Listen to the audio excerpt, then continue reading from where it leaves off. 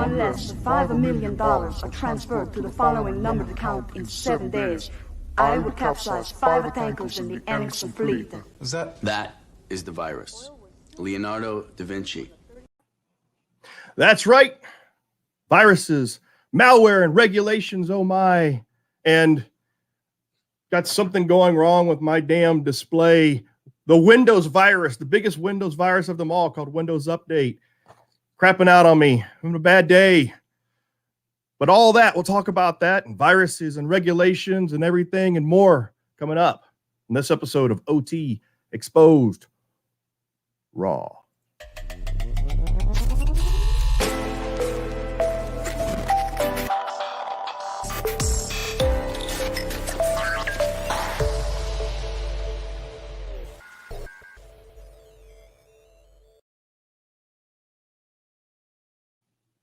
So some of you probably noticed the little intro video, right? That was the Leonardo da Vinci virus from the now occult film, the 1995 occult film, Hackers. Because that's kind of how we feel, right? I got the Mortal Kombat shirt on, got Mortal Kombat in back on the video game display because it is kind of Mortal Kombat, right? It's kind of the malware is on the rise and industrial targeting. And now we got the feds come in with regulations. And so it's kind of like Mortal Kombat. Hey, we're back. Look at that. Okay, the show can end now. We're good to go. We've got the display back and everything like that. But I still don't have my neon lights. For some reason, the neon lights back there got crapped out too. I think there was a combination of we had a lightning storm, and it was a combination of lightning storm and the Windows virus or the Windows update. Sorry, that kind of destroyed everything. So anyway, we'll see how it goes.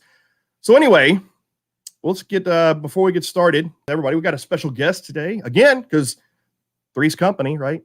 So let's get our guest or our co-host, Pascal. I don't have anything left to say about him anymore. I've already said all the funny jokes. So let's just get him on. Welcome.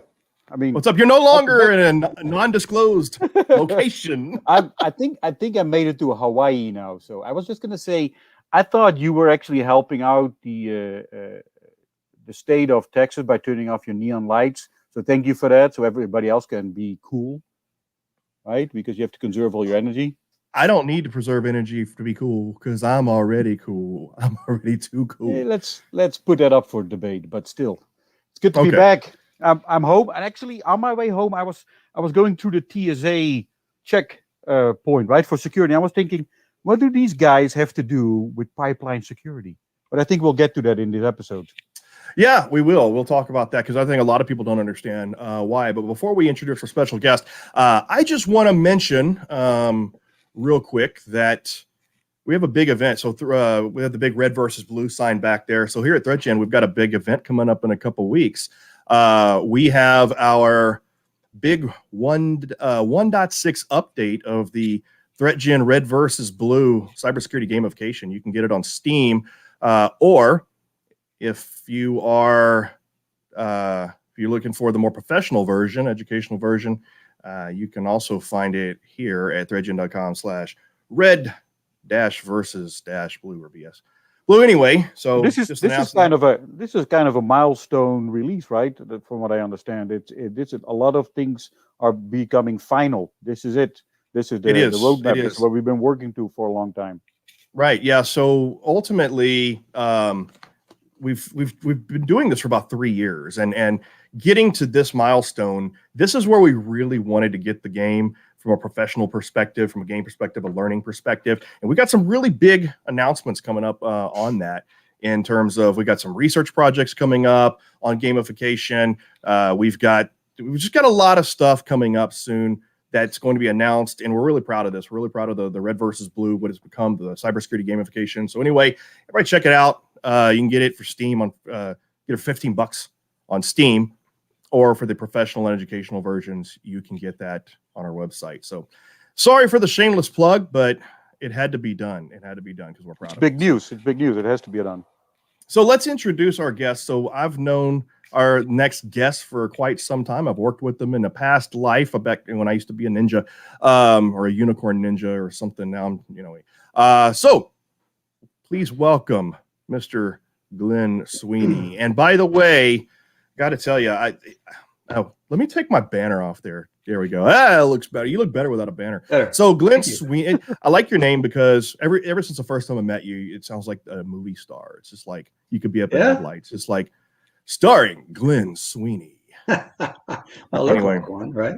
Yeah. So Glenn is like a career CISO, not a career CISO because you didn't like start off as a CISO, but no, work yourself up, right? You're kind of a CISO for hire now, right? Correct. Yeah, like a virtual CISO. Virtual CISO, you look real to me. Yeah. So he's sometimes a CAAS, CISO as a service. CASS, so a CAS? CAS, yes. CAS. I can be that too. CAS. You gotta have to be when you're a good CISO. You're gonna have to be. You gotta be. You gotta be, because nobody likes security guys like us. No, especially the head guy. No. We take the brunt, but anyway. Yep. Yeah. So let's get on with real quick. I don't want to listen to you talk about nothing anymore. So let's get on with a couple things. Let's get on with our early show news before we get into the main topics. And one of the things that I found interesting, and let's just go ahead and bring this up on the screen here. I'm kind of winging it today. Like I said, I'm just not in the mood. So let's all right, we're starting here. Yeah, we're starting. And Glenn, I'm gonna mute you. What the hell are you doing? God, get your damn my printer just started freaking out. out. Hang on. Is that a dot matrix? It is. I think you're probably never gonna get hired as a virtual CISO ever again using a damn dot matrix printer. That's unhackable. There we go. All right. Sorry, guys. Okay, let's yeah, exactly. It's it's not hackable, a pen. So let's screwing up my show, dude. You're screwing up my show. Where were we screwed that up enough. Okay. Yeah. So go ahead. Go, Clint. This was a story that's not related to OT, but we have, hackers used Slack to break into EA games. And where I found this interesting was they actually used sort of a chat forum, and they used Slack in sort of a services manner. You know how remote services, how they work, where and there's scams that'll come up where they'll call you out of the blue or try to email you and get a hold of you and say, hey, click here and click here and click here. You see all these alerts, that means you've been hacked. And I think that it's some sort of remote service like that, but ultimately it was for some, and then the article was vague, but they used Slack as some sort of service communication, and they got representatives at EA to give them the credentials they needed to get access to computer remotely, etc. Hold on. There's a little twist to that. They didn't coerce anybody in getting credentials. They bought cookies off of the dark web. There's a big bad dark web again. But they managed to get credentials or a session cookie for $10 or $15 from the dark web, and they used that cookie to log in. Now they were on a Slack session that's normally used for internal communications. That makes it a lot more convincing to have people do stuff for you, right? Okay, right. Yeah, that's what it was. So they used the purchased credentials to establish validity so that then they can social engineer them in Slack. And so real quick, and I'll get y'all's thoughts on this, but I have my own idea on, granted, again, this has nothing to do with OT, but I have my own thoughts on how this could end up relating to another attack vector. We'll talk more about attack vectors later, but this could end up being something similar to this, could be an attack vector. And this is really kind of related to one of the things we'll talk about with other attack vectors with ransomware. But how do you see this playing out as being another potential attack vector for OT? I'll let it up to the guest first. Mainly because I'm drawing a blank at the moment. But go ahead, Glenn. I just want to put Glenn on the spot. There we go. Yeah, so like a stolen cookie, okay, or they purchased off the dark web for $10 actually. To do that type of attack is that's pretty serious, and I can see that melting into the OT space, or maybe on the corporate side, where they can get access and then access the OT from the corporate side. Yeah, use it as like a variation on the phishing email scam. Correct. Correct. Yes. Yes. You know, and I'm thinking. Go ahead. So I would say, everybody knows Colonial was actually on the corporate side, not the OT side. Drink. You just said it. Oh. You said it. It's water, people. It's water. It's just water. I don't have an alcohol. Although maybe it's Friday. This could be an Irish coffee. Hey. Not in a GPA cup because they're too serious for that. Oh, are you kidding me? Those guys are fun. But that's my thoughts on it. Anyway, GPA is my favorite GPA people. All right. But yeah, that's an excellent point. Like I said, better stop drinking. We never stop drinking. Yeah. Like I said earlier, once you get like an internal Slack communication going like that, it's like the early days, right? When we had PBXs and people internally, if somebody called you and you saw that it was from the IT department or from your boss, that's a whole different conversation, and that's another way you're responding than when you see an external phone number, right? You're more likely to give your credit card numbers and your password to your boss's phone number or the secretary than you are to some guy from India or China or Russia. Mm-hmm. And that's what I was thinking. I was kind of thinking of something like this would be used like with some sort of service ticket. There's a lot of vendors on the OT side that get in remotely to service things. And so if you could convincingly pose as a vendor and, access systems remotely that way, I think that would end up being an attack vector. And so that's where I was seeing this sort of being related. So yeah, and another interesting piece of it was I believe they use multi-factor. So they yes. Yeah, so multi-factor is the best thing in the world, but it can be compromised. And it's like a straw or a tube, right? Like VPN, multi-factor, if you catch it on the ends where it starts, right, then it doesn't. There's. Well, hold on, we gotta address the most concerning thing about this whole story right now, because you brought it up. You brought up a thought I had on this. Mm-hmm. The way they implemented the session cookies is completely wrong. I should not be able to buy a session cookie that's been on the web for a day, 2 days, a week. I don't know how long it's been on there, and then use that. There must be some mechanism in there that says either time related. Every once in a while, you need to refresh that cookie, or it needs to be tied to your IP address or something. So being able to buy a session cookie and use it successfully, even bypassing two-factor authentication, because at that point, once you get your session cookie, that part is already done, right? You've done your verification. Mm-hmm. Being able to use that successfully, I'm going to put the blame on the person who implemented the session verification process within their Slack channel or whatever they used as a client. That's my opinion on this. Apart from that, it's very scary, and it's very convenient if these attackers can just go out to the dark web and they say, okay, we want to attack EA, Rockwell, Siemens, whatever, and you can find these stolen session cookies and just buy them and successfully compromise them. That is scary. That's very scary. That's my 2 cents on it. Yeah. I'm not buying it. All right, so I'll drop the price for you. Yeah, and so I guess let's talk about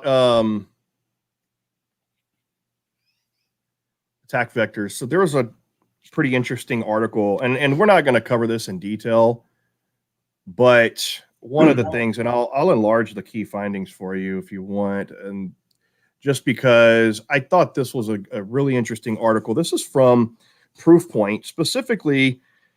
The authors were Selena Larson, formerly of Dragos, now works for Proofpoint, Daniel Blackford, and it just says Garrett G. I don't know who that is. G, sorry. But, this is a bunch of different, they're taking an analysis of all the different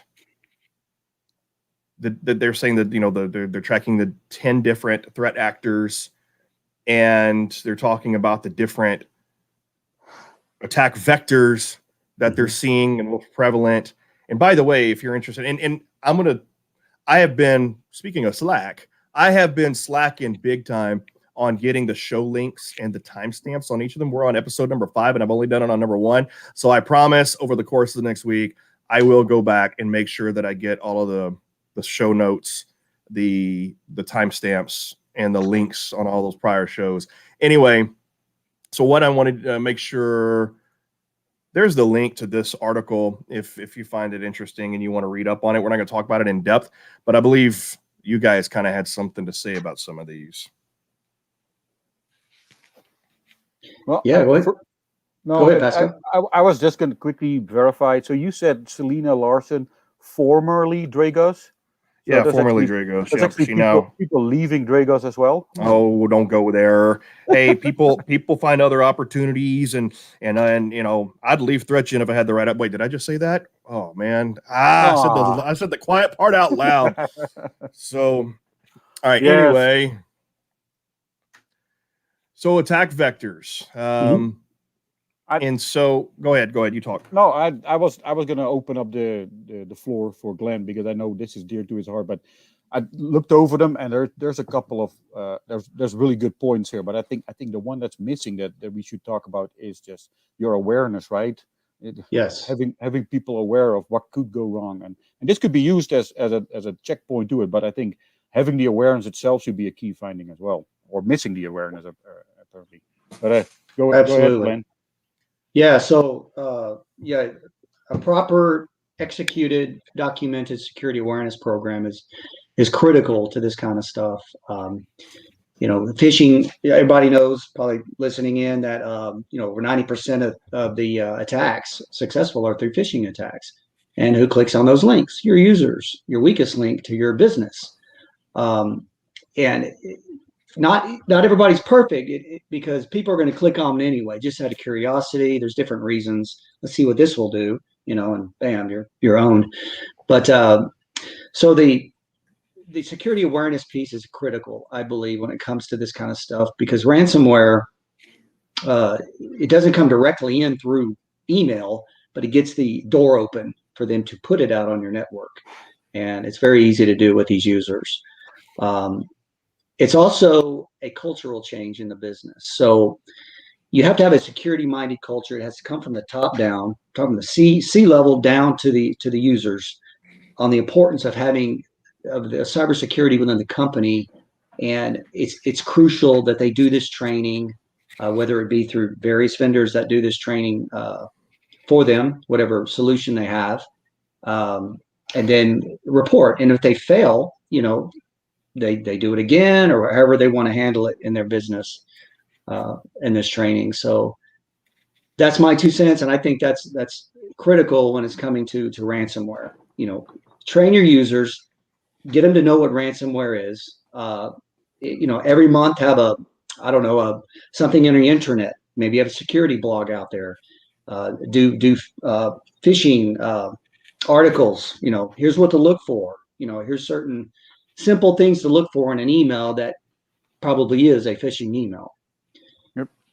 And also do rules around, business email compromise, about if you receive an email from the CEO, that's you think is kind of funny. Why is the CEO sending this to me? Obviously, through common sense. I get emails from the CEO all the time. Well, you got a rule to go to trash, right? Or spam. But you're right, though, in general, when it comes to the So those are not actually from me. So those are coming from the emails are coming from Robert Rhodes masquerading as me. So anything that's offensive comes from Robert. Anything decent comes from you. That's absolutely right. Yeah, of course. I'll remember that.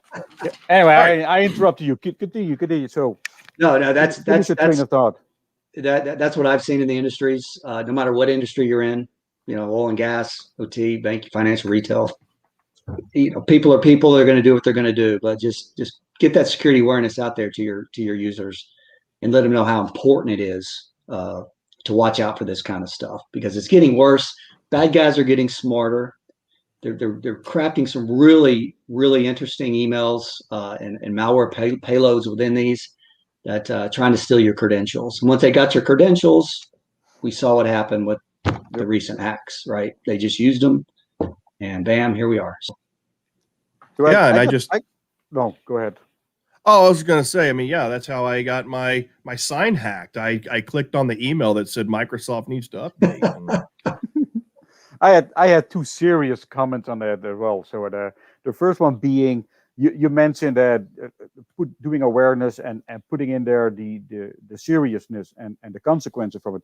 But in a lot of large OT companies or ICS companies, that's really difficult if you have IT people sitting in some office far away from the business network, right, from the plant network. It's really hard to relay what the consequences could be from them putting on there. But I think somehow you need to make that awareness there, that if you click on this is going to happen, and up to and including a physical harm, the consequences could be grave. Absolutely. Yeah, you should make an effort to get to every user you can. Yep. And also including in your new hire process. When you bring new hires on, yep, you need to have that in your orientation, because it just shows that new hire, this company takes their cyber seriously. Now, a question on that, though, that I've discussed with the customer I was with last week and the week before, is that what would be a good consequence? Let's say you do a phishing campaign and you have a user that just that fails it. What would be a good consequence for a person like that? Some of these solutions they have out there have automated actions to that. Either retake it. If they fail again, sometimes the manager gets involved. Maybe have a, don't chastise them or anything like that for doing this, but just get them in and say and explain, what's going on and why are you failing this, and help them out, right? So the next time they take it or take another one, that they're aware of, well, if I do this, I'm going to fail, right? It's just like clicking on an email and you get phished. Oh, I failed, right? A real email. The consequences might be a little harsher, but you know what I'm saying. How about ducking like a bonus or a pay for a repeat offender? Right? With the seriousness behind it, you click the wrong link and here you go. You got an $11 million ransom. Yeah. No, I mean, that's at some up to point the we got to business, say to talk enough to is their enough. HR.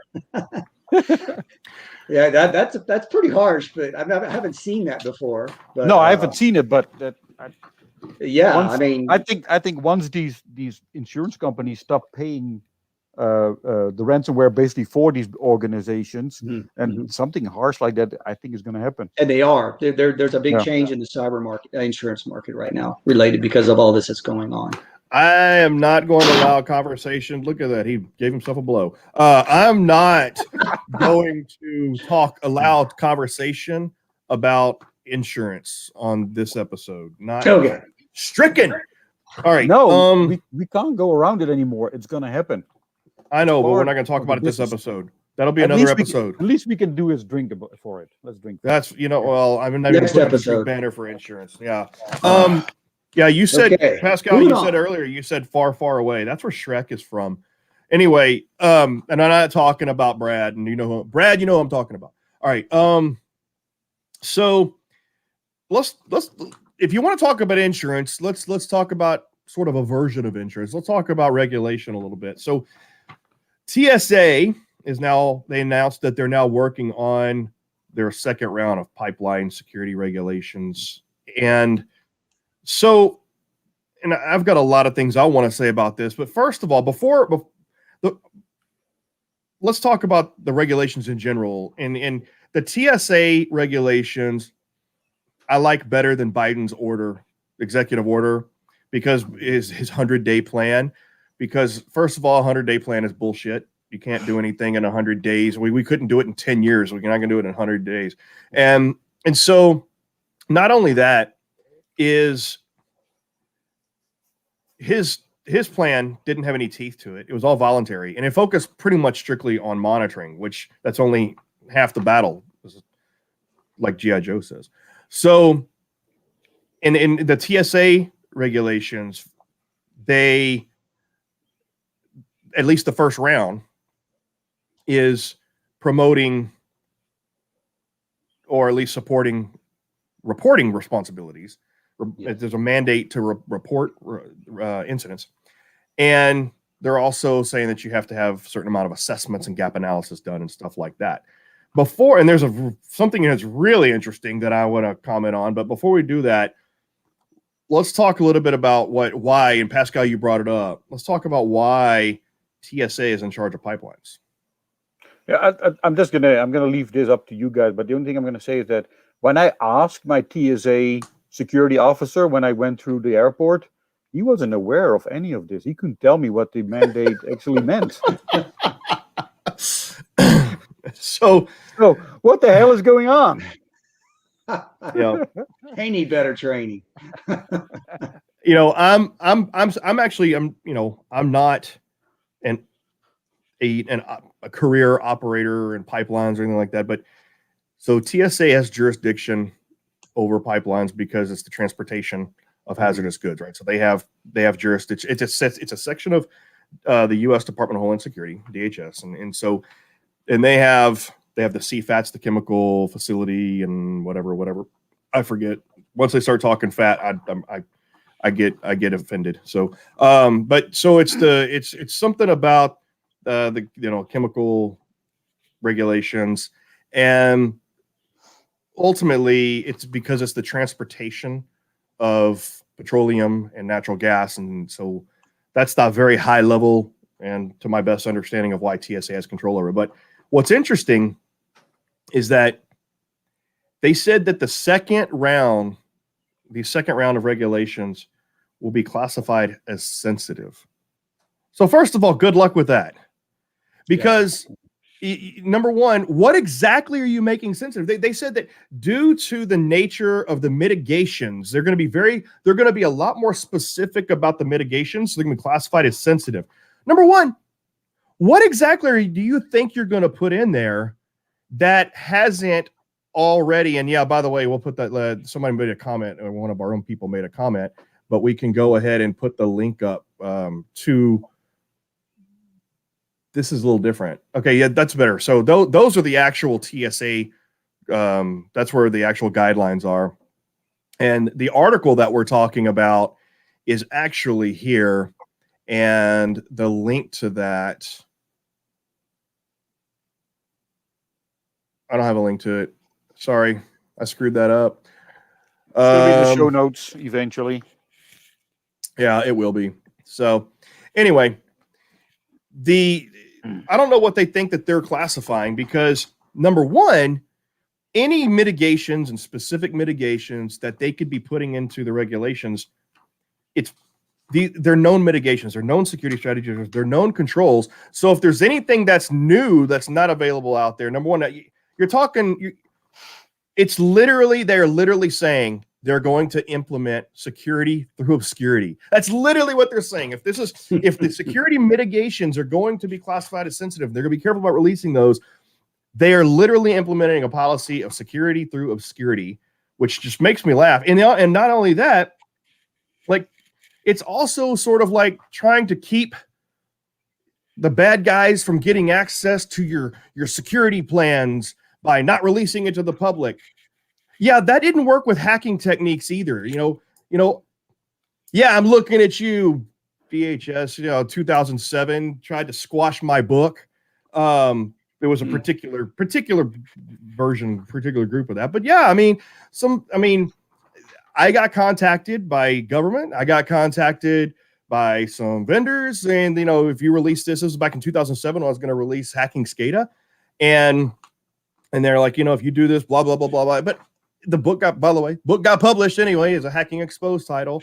And now there's tons of publications. It's stupid to think that you're going to keep these exploitation techniques out of the hands of the criminals by trying to keep them from getting out to the public. Same thing with mitigation techniques and all the sensitive stuff. If the bad guys want the information, they're going to get the information. So trying to make this stuff sensitive is stupid and naive. I yield the floor. You're going to love this one, though. A part of these mandates is to do a self-assessment. And guess what they want you to do with the self-assessment? They want you to email it to them. Yeah. Yes. So the directors themselves are Unencrypted, by the way. unencrypted. So the Unless they have directors set, themselves, unless they set up some channel somewhere, but yeah, yeah, unless didn't I say completely that. misread that, but they want you to email the results of that. Let that sink in. So what Yeah. say you, Mr. Sisso? Yeah. So this TSA thing, in my opinion, it's a good thing. Okay, they have to start somewhere, and they do that. Was it 30 days? They say you have to have a 30 calendar days to do a detailed gap assessment of your program, cybersecurity program, using the TSA guidelines. Now, that's going to be a little tough. I mean, you could do it, but it takes a lot of resources. A lot of times you would go out and hire a third party to assist you or do it all for you. And then you have a remediation plan that needs to be put in place after that. And you have to have it's a typical, almost like a typical NIST assessment when you go into any corporate. Here's your gaps, here's your maturity scores, etc. And here's what we recommend for remediation. And then you plan it out on your resource timeline. The 30 days is pretty short, in my opinion. I guess it just depends on what size staff you have. And also now they're recommending within 12 hours of identification, you have to report incidents. Now this only covers critical, I think 100, was it, Pascal? But there's 100 identified critical players on Yeah, that so list. if it's critical or or LNG, this is what this applies to. And I don't understand that. Why didn't it apply to everybody? Any industrial, Probably colonial, right? That's the answer to that one.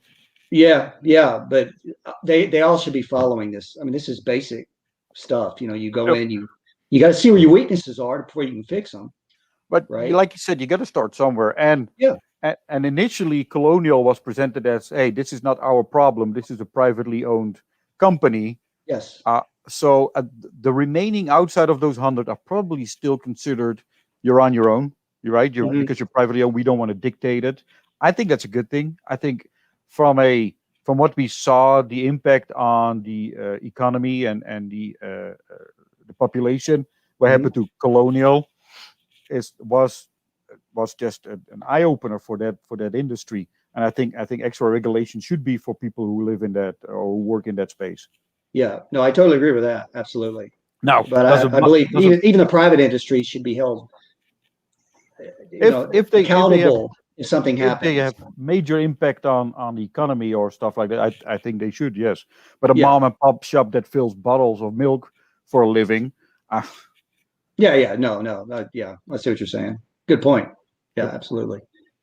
And I think that, to be clear, I think that trying to classify mitigation efforts or whatever the regulations are as sensitive is stupid. I don't think the regulations are stupid, because I think that after a certain point, if you're getting reluctance, and I agree with Pascal on that, it's not going to do any good to enforce regulations on mom and pop shop, right? But if you have a significant input, or if you have some sort of significant critical element to the economy, to the government, to the nation, or whatever that's classified as critical infrastructure, then I think that you should have a responsibility. And if you're not going to take that responsibility, then that responsibility is going to have to be enforced upon you, because it's not just you and your company and your customers or whatever. I mean, now you're talking about a large part of the economy or the nation or supply chain is relying upon you. That's why it's called critical infrastructure. So if you're not going to take the responsibility and do what's right, then you're going to have that imposed upon you. And I agree with that, but it has to be within a certain threshold. And I mean, that's like NERC SIP, right? So not everybody is bound by NERC SIP regulations. You have to have a certain amount of power generation on the grid, et cetera, et cetera. And so that's what this is basically. I'm going to take it a little bit further. I'm going to do a prediction that once we're done with these first initial 100, I'm gonna guess that the next round is going to be the companies feeding these 100. So the upstream and downstream companies, the supply chain for these companies are going to be next on the mandate, because we've seen that as well. Ransomware is the number one threat right now, but supply chain is a close second. Well, that's what they're trying to solve with the S-bomb, right? So, and that's, again, really wasn't planned for this episode. And if you want to get into S-bomb, we can, but it's not something. We'll do that at a different time. Different time. So, all right. Anyway, just one question for you, Glenn, from a CISO perspective. Then, how do you view that? Or let's just say, how do you view regulations playing into that? Or how does that make a CISO's job easier or harder? Like, I know, and I guess it really depends on the perspective of the CISO and the organization you work for. I guess there's some CISOs are like, I don't want this imposed upon me. And some CISOs are like, thankfully, finally, I can get budget. Yeah. Well, yeah, both of those are right. Yeah, it'll definitely drive security budgets, or at least separate security out of IT budgets into their own separate budget, which helps a lot. Now, there's another requirement around this, and you have to designate a cybersecurity coordinator. Okay, and what is that? Yeah. Well, that's somebody that provides the names and title, phone. It's somebody that runs the practices and procedures. It serves as a liaison between the company and the TSA and CISO, and the primary point of contact. So not the CISO per se, more like just a liaison. The things they're asking. It could be a director, or it could be somebody. Somebody at that level, VP maybe, something like that. But it's somebody that's going to be the primary point of contact on any cybersecurity related issues. And that's around information. Now, the thing is, they have to be available 24/7 to the TSA and CISO. Yeesh. Yeah. So if they call you 3 a.m, you better pick up. 3 a.m, Glenn. Well, it's 3 a.m. We need you to report for a piss test. Right. No problem at 3 a.m. Yeah, and you must obtain a security clearance. So to get a that'll be test? Interesting. Yes. Well, no, you don't want to miss the call. No, the coordinator has to have obtain a security clearance. I'm not sure which clearance it is, but those are the requirements as far as having a coordinator on the site. And also, I don't know if, say, myself, can you use a contract CISO or vCISO or CISO as a hire to do this work? I don't think it really says anything. I think the way I read it, it has to be a staff FTE type person. Good luck finding one. Yeah. They're not cheap, and a and lot of people are going to the vCISO route. I mean, because of that reason. So it's going to end up the big companies with the big budgets are going to get the people. Yeah, exactly. So, but that's another. So if the CISO is responsible for clicking on ransomware, is that a staph infection? Sorry, I got the dad jokes. All right, we got the medicine for that. Yeah. Yep. All right. There's one thing, we got a few minutes left. There's one thing I want to get to real quick before moving on, before ending the episode. So here's very recent news. So Clarity, OT cybersecurity monitoring technology, raised $140 million in a Series D. So here's one thing. Here are my thoughts on this, is that, number one, like, what does this really mean? Where are they going with this? Are they preparing for IPO? I think so. I think Dale Peterson predicted that they're probably preparing for IPO here, even though this was not listed as pre-IPO. But, I think also questions are, is this the result of the increase in, were they able to get this due to the increase in ransomware and Biden's 100-day plan executive order thing to call for increased monitoring? I think possibly, but what do you guys think about that? I got some other thoughts. But we'll try to keep this short since we're running out of time and there's some thoughts we want to get to. But what do you guys think? I don't think we're seeing the results from Biden's directive on a company like this yet. Clarity has been doing a phenomenal job for a long time now. They're the industry leader. They're recognized as the go-to company for this kind of stuff. This is just a natural progression. people are more and more aware that they're not aware of what's going on their networks, and especially on the OT side. So a company like this is going to do good business. Period. Yeah, totally agree. Yep. So what about, here's one thing one thing I thought was interesting. So, and I'm stealing a lot of this from Ron Fabella. I had a conversation earlier this week, last week. I don't know, the days blend together.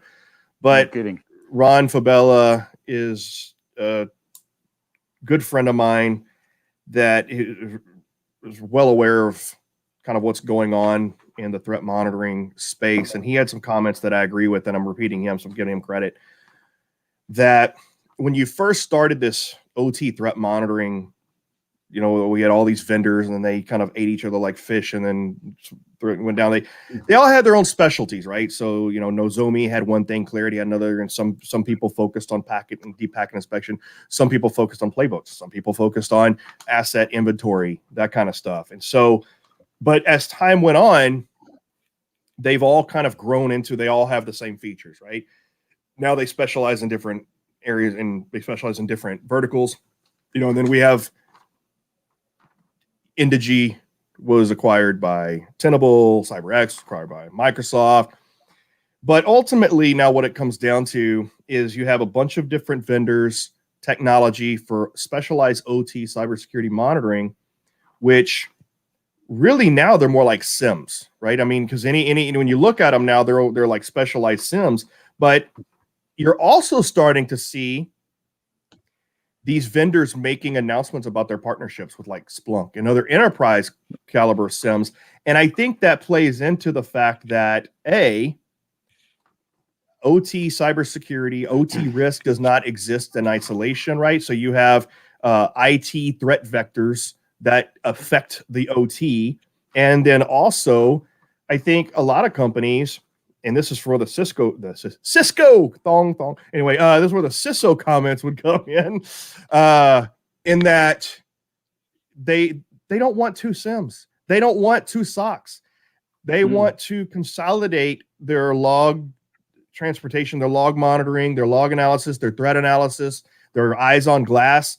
So I think that's what's going on there. So what do you guys think about kind of that whole thing about it all becoming a SIM, and now it's all being consolidated, or at least having that data being pushed to enterprise SIMs? Yeah. So go ahead, Pascal. No. I because I'm not going to agree with what he just said. So you go first and make him happy first. Okay. Nothing makes me happy. Well, y'all know this. Yeah. So now you come down to the money, right? Budget, security budget, IT budget, resources. You don't want two SIMs. You don't want two MSSPs. You are watching two different things, but on the same network, more or less in the same business data. Because I think Pascal may disagree, but I think it's a good idea to have eyes on glass. But the issue is now you're going to have some OT specialists, analysts, engineers, whatever, watching that glass as well. Not just your typical SOC analyst who's great at their job, but it's more on the corporate side. But they'll have no idea. They don't know OT language, the protocols and everything else that's going through, or could see a breach and not recognize it compared to an OT guy that could. So, can you train one to do both? That's a training. Yeah, there you go. Training plug. Could you train one person to do the OT and the IT as far as an analyst? Possibly. I'm going to let Pascal, you go, because I have a comment on that one to end this episode. But Pascal, what was your disagreements? My disagreements is that Clarity and all of those are in no way a SIM. They're not aggregating logs from other devices. Correct. They are most of the time they are passive detection tools. Take this. A lot of them are now doing active scanning as well, which is completely against what we originally sold them for. But that aside, they are not SIMs. They do, however, start to propel, or they start to work well with sending logs to SIMs. And those SIMs can be combined with IT logs and events. So you have one giant SIM sitting there. And then to comment on Glenn's comment, yeah, that's absolutely having eyes on glass crossing the IT and the OT barrier. Let's call it ICS monitoring, right? Because an ICS lives on both sides of the equation. Having that capability is absolutely something that any company should invest in. And yeah, I think we can have analysts who sit there and detect the events, because a lot of these systems, the Clarities, the CyberX, the Forescout solutions, they do a great job at filtering a lot of this stuff out as well. With a good tuned SIM, we can do some more filtering, and then you can have an analyst that says, okay, I'm more geared towards IT events and incidents. I'm specialized in that, so that's my forte. So I can do those firsthand. But on the OT side, I can detect it when I need to call the next person in line. So I know when to push it up. So you don't have to have a dedicated OT SOC analyst yet. I don't think we're there yet. But having an IT analyst that can detect the OT incidents as well would be a straven, would be a goal for a lot of companies. So we're actually going a little over our time, but that's fine, because I have a couple more things I want to say. So number one, the comment about the SIM.